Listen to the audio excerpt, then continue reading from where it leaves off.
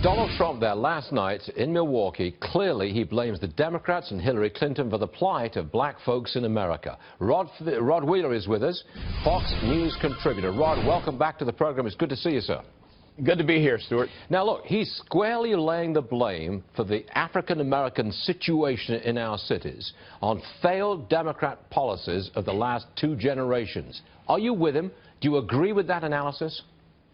You know, Stuart, I'll tell you, I do agree with that analysis, and I think Donald Trump knocked it out the park last night with that speech. I think he was right on point. The only downside, that if there is a downside to the speech, is I wish he would have had more African Americans in the audience, meaning I wish he would have taken that speech maybe to a church in the community or something like that. But that's not to say that he still doesn't have time to do that. But when he started talking about the Democratic Party pandering to African Americans, let me tell you, the guy is 100% correct. That is what's been happening. And Stuart, when you and I have had this discussion before, when you look at certain cities around this country, cities that are burning, like Baltimore, like Ferguson, like Milwaukee, who are the individuals running those cities? It's Democrats. So what Trump is saying is, give me a chance. That's all Donald Trump is saying, and I think he's right by saying that. You know, we were sitting around watching that soundbite there, and one thing that just stood out a mile. He wants to improve charter schools. He wants to introduce educational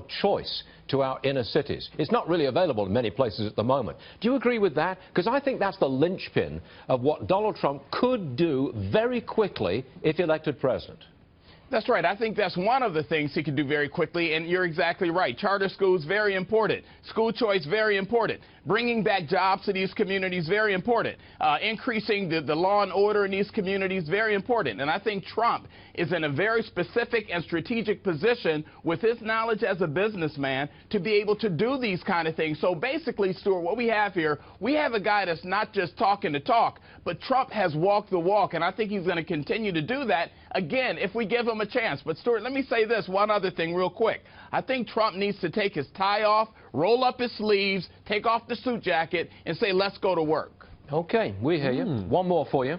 Sean Hannity's town hall interview with Donald Trump. It's going to air tonight on the Fox News channel. We've got a preview. Roll tape and listen, Rod. We can be nice about it. We can say it's never going to happen again. There'll be more. And what we're doing by allowing thousands and thousands, tens of thousands of people in here that we just don't know anything about, it's going to happen again because there's something wrong. And until we figure it out, we have to stop it. He's talking about a terror attack very likely in the United States. What comment on that, Rod?